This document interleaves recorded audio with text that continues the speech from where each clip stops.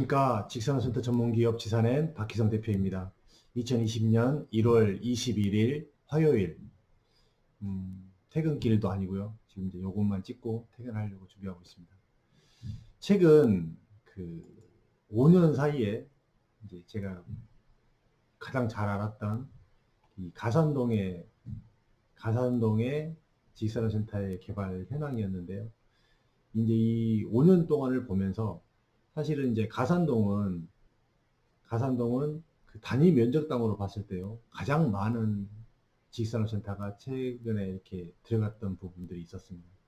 근데 조금 이렇게 눈여겨봐야 될 것들이 조금 있어서 제가 이 이제 최근 5년 동안에 이 매매된 것들을 통해서 그다음에 이 매매 그 된 평단가를 통해서 이렇게 지식산업센터가 어떤 변화를 보였는가에 대해서 이렇게 좀 한번 보여드려 볼게요. 2014년까지 굉장히 어려웠던 이 부동산 지식산업센터의 물건들이 정리가 되고 아무도 이렇게 지식산업센터를 선택하지 않았을 때 그때 이제 가산동에서 여기 이제 여기 매매 날짜 보시나요? 매매 날짜를 보시면 2015년서부터 시작해서 이제 사업이 시작이 됐어요. 2015년서부터 시작해서 이제 대림 19차, 스카이밸리, SKV1, 그 다음에 가산 에이스까지 갔는데, 이제 15년도, 이렇게 16년도, 17년도, 18년도 이렇게 쭉 가면서 이렇게 매매 가격이 쭉 올라갔는데, 사실 요때 조금 주목해 볼 만한 것들이 조금 사실은 있어서 제가 여러분들에게 이걸 켰는데요. 이게 이제 지금 여기 보시면 보이시죠? 여기 보이시면 그 토지를 팔았던 사람들이 최초 취직했던 연도예요. 74년, 74년, 74년, 77년, 78년, 그다음에 79년, 74년, 73년. 제 나이하고 같습니다. 제가 73년생이니까 제 나이하고 같을 만큼 47년, 8년을 버티면서 토지를 팔지 않고 있다가 이때 2015년부터 16년, 17년, 18년 요때 사이에 이 토지들을 팔았어요.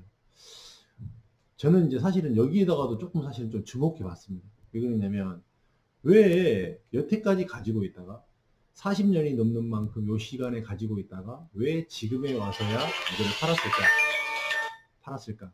그 부분에 대해서 사실은 상당히 좀 궁금한 부분도 있었었는데, 요거는 대한민국의 세대의 교체라고도 봐야 됩니다. 왜 그러냐면, 이제 이 70년대 토지를 이렇게 취득했던 세대들은 거의 이제 저희 아버지 세대들, 쉽게 얘기하면 40년대생들, 요 세대들이 사업을 하다가 이제 후계 구도를 자식들에게 넘어줘야 됩니다. 지금 이제 우리 제 또래들이 거의 대부분 40대 뭐 중반 이 정도 세대들이 거의 아버지 사업을 물려받는 이런 케이스가 되게 많았습니다. 근데 또 한 가지 또 조금 염두에 봐야 될 것은 뭐냐면, 지금 이제 여기 LG전자 보이시죠? LG가 다 팔고 나갔어요. LG가 땅을 다 팔고 나갔고, 가산동에서 다 팔고 나갔고, 그 다음에 그 지금 현대 퍼블릭 짓고 있는 삼성물산이 땅을 팔았고요. 그 다음에 그 SG 세계물산도 땅을 팔았습니다. 그 대기업들이 의외로 땅을 많이 팔았어요. 이 부분도 또 조금 시사하는 바가 조금은 있었다라고 저는 좀 보여지고 있었거든요. 이런 부분들로 인해서 가산동이 꾸준히 또 이렇게 매매가 됐고, 보시면 이게 지금 이제 매매됐던 평당가입니다. 매매됐던 평당가인데, 그 이제 이렇게 많은 현장들이 있었는데도 불구하고 굉장히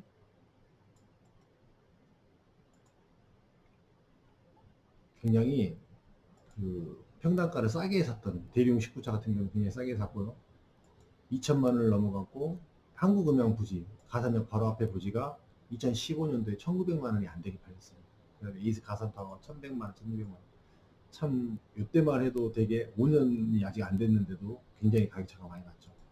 그러다가 이렇게 조금씩 더 이제 그 가산동에서는 약간 좀 떨어져 있는 입지가 이때만 해도 그래도 땅값이 많이 쌌던 현장이었습니다. 그러다가 2000이 이제 18년이 넘어오면서부터 본격적으로 토지값이 많이 넘어가는 부분인데, 현대 퍼블릭 부지 여기가 이제 정점을 그때 당시에는 굉장히 비싼 가격이라고 그때 당시에는 얘기를 했었죠. 근데 실질적으로 지금 봤을 때는 그렇게 비싼 가격은 사실상은 아닌데 그때 당시에는 굉장히 체감이 높았던 그런 현장이었습니다. 이제 이렇게 그 이런 부분을 통해서 그 가산동이 꾸준히 그 토지값이 상승을 했고요. 상승을 했고 또 오래된 토지들이 매매가 됐고 여러모로 인해서 또 새롭게 또 건물들이 많이 지어졌는데 좀 또 눈여겨봐야 될 것들은 뭐냐면 2015년, 16년도까지 여기까지는 정확하게 엑시스를 했습니다.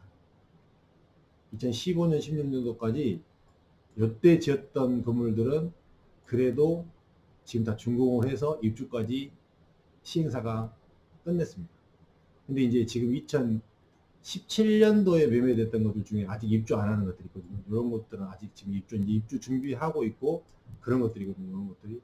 지금 여기서부터 조금 문제가 좀 생겼어요. 지금. 이때 굉장히 분위기가 좋을 때 대부분의 많은 투자자들이 이 지식산업센터를 선택을 했고 그럼으로 인해서 또 요게 지금 잔금의 부분에 있어서 상당히 조금 문제가 되어가고 있는 그런 지금 현재 상태가 되어가고 있습니다. 참 그 시기적으로 봤을 때요. 어느 때 사업을 시작을 해야 되고 어느 때 이렇게 지식산업센터를 개발 사업을 해야 되는지 이것도 사실은 굉장히 중요한 부분 중에 하나이고 물론 분양이 되었다고 해서 이 모든 것들이 끝나는 것이 아니라 분양이 끝나고 나서도 잔금에 대한 리스크 지금 사실 2017년도에 토지를 샀던 사람들은 지금 이제 시점에서 지금 입주를 지금 눈앞에 두고 있는데 이 잔금에 대한 부분이 상당히 리스크가 많습니다.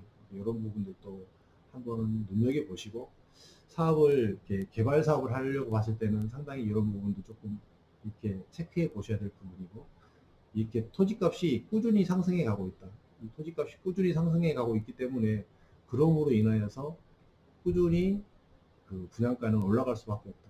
지금 여기 봐더라도 2,500만 원이 최고가였는데 사실 가산동에서 결국은 양지사가 3,300만 원까지 찍어버렸잖아요. 그러니까 결과적으로는 한 5년 사이에 토지값이 거의 배까지는 아니어도 한 4, 50% 정도까지 50% 이상은 올라갔다고 봐야 됩니다. 이런 현상이 전국 어디에서나 또 마찬가지적으로 일어났고 이런 부분들로 인해서 또 공급이 많아짐으로 인해서 어떤 모습들이 또 나타날지에 대해서도 조금은 눈여겨봐야 되는 이런 시장이 아닌가라고 이렇게 생각이 됩니다.